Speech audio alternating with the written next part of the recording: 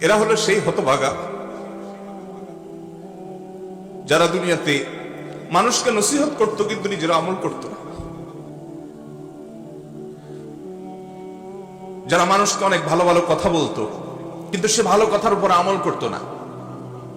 যে বক্তা, যে আলোচক, যে ওয়াইজ, যে লম্বা লম্বা লেকচার দেনেওয়ালা, যে হুজুর অনেক ভালো ভালো কথা বলতো কিন্তু নিজে আমল করতো না, তাদের শাস্তি হচ্ছে। নবী করিম সাল্লাল্লাহু আলাইহি সাল্লামের দৃশ্য দেখে তিনি বুঝতে পারলেন যে তার উম্মতের মধ্যে, মানব জাতির মধ্যে যারা মানুষকে সৎ কাজের আদেশ দেয়, অসৎ কাজের বাধা প্রদান করে, অনেক ভালো ভালো কথা বলে অথচ সে কথা অনুযায়ী আমল করে না, এই হতভাগা, এই কপাল পোড়া, এই খারাপ মানুষগুলোর জন্য শাস্তি। নবী করিম সাল্লাল্লাহু আলাইহি সাল্লামকে জাহান্নামের আরো একটি দৃশ্য দেখানো হয়েছে। তিনি দেখতে পেলেন যে কিছু মানুষ খুব নোংরা, আবর্জনা, ময়লা এই জাতীয় জিনিসগুলো খাচ্ছে। এই খাওয়া কোনো সুখকর খাওয়া নয়, এই খাওয়া কোনো তৃপ্তিদায়ক খাওয়া নয়, এটা শাস্তিমূলক খাওয়া, এটা স্বয়ংক্রিয় খাওয়া। খেতে বাধ্য হচ্ছে তারা এবং তাদের কষ্ট হচ্ছে, যন্ত্রণা হচ্ছে, আযাব। নবী সাল্লাল্লাহু আলাইহি ওয়াসাল্লাম জিজ্ঞাসা করলেন এর শাস্তি কেন হচ্ছে? তখন জিবরিল বললেন, আল্লাহর রাসূল, এরা দুনিয়াতে গীবত শিকায়ত করত, মানুষের পেছনে তাদের লাগালাগি করত, মানুষের পেছনে শত্রুতা করত, সমালোচনা করত।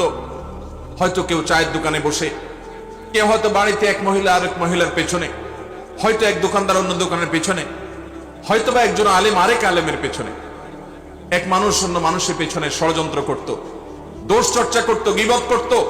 তাদেরকে নোংরা খাদ্য খেতে বাধ্য করা হচ্ছে, এটা তাদের পরম এবং করুণ শাস্তি। ঠিক একইভাবে নবী সাল্লাল্লাহু আলাইহি ওয়াসাল্লামকে দেখানো হলো যে কিছু মানুষ রক্তের নদীতে হাবুডুবু খাচ্ছে, তাদেরকে প্রস্তর দ্বারা নিক্ষেপ করা হচ্ছে এবং তারা ওই কঠিন শাস্তির মধ্যে নিপতিত। জিজ্ঞাসা করা হলো এই পরিণতির কারণ কি? জবাব এলো, এরা দুনিয়াতে সুদের কারবারের সাথে জড়িয়ে থাকতো। তারা ব্যবসা বাণিজ্যকে বড় করার জন্য, দুনিয়াতে একটু ভালো থাকার জন্য সুদের সাথে জড়িয়েছে, যার কারণে তাদের এরকম শাস্তি। নবী করিম সাল্লাল্লাহু আলাইহি সাল্লামকে জাহান্নামের এরকম বিশেষ কিছু শাস্তির দৃশ্য আল্লাহ রাব্বুল আলামিন দেখালেন। জান্নাতের একটা বিশেষ চিত্রের কথা তার এক হাদিসে উঠে এসেছে। জান্নাতে নবী করিম সাল্লাল্লাহু আলাইহি সাল্লামকে আল্লাহ রাব্বুল আলামিন জিবরিলের মাধ্যমে জান্নাতের কিছু দৃশ্য দেখিয়েছেন। এর মধ্যে জান্নাতে মিশক আম্বরের মাটি, যে মাটির সবটুকুই মিশক আম্বর দিয়েই তৈরি, পুরো মাটিটাই মিশক আম্বরের মাটি, এটা আল্লাহ তাআলা তাকে দেখিয়েছেন। এবং দেখিয়েছেন আল্লাহ রাব্বুল আলামিন তাকে মণিমুক্তা দিয়ে তৈরি করা গম্বুজ। জান্নাতের আরো বহু জিনিস আল্লাহ তাআলা তাকে দেখিয়েছেন। এর মধ্যে একটা বিশেষ ঘটনা নবী আলাইহিস সালাম পরবর্তীতে বলেছেন বেলাল রাদিয়াল্লাহু তাআলা আনহুকে। তিনি বললেন, বেলাল, আমি জান্নাতে গিয়ে তোমার পায়ের আওয়াজ, তুমি জুতা পরে যখন হাঁটো কেমন আওয়াজ হয় আমি জানি।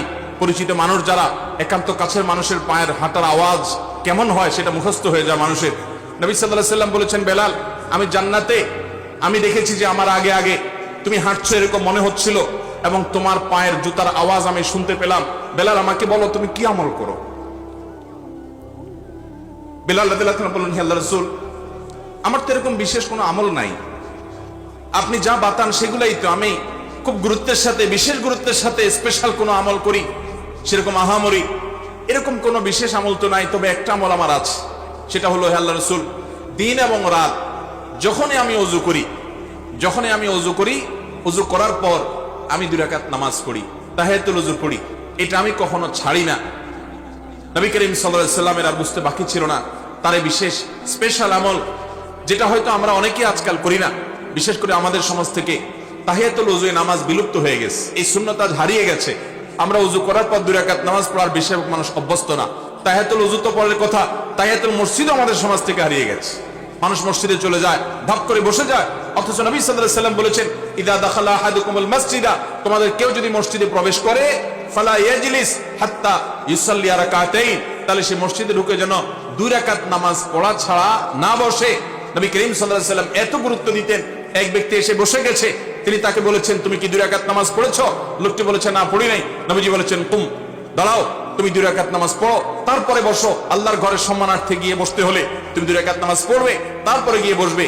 এই তাহিয়াতুল মসজিদ আমাদের সমাজ থেকে হারিয়ে গেছে।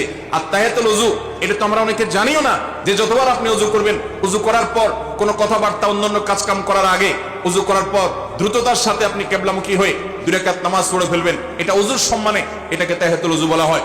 বেলাল রাদিয়াল্লাহু তাআলা আনহুর এই আমলটির কারণে নবী সাল্লাল্লাহু আলাইহি সাল্লাম তার পায়ের আওয়াজ জান্নাতে শুনতে পেয়েছেন। এই আমলটা আমরা শুরু করব তো ইনশাআল্লাহ। আল্লাহ আমাদেরকে আমল করার তৌফিক দান করুন। اقرأ وخيا ورتل القرآن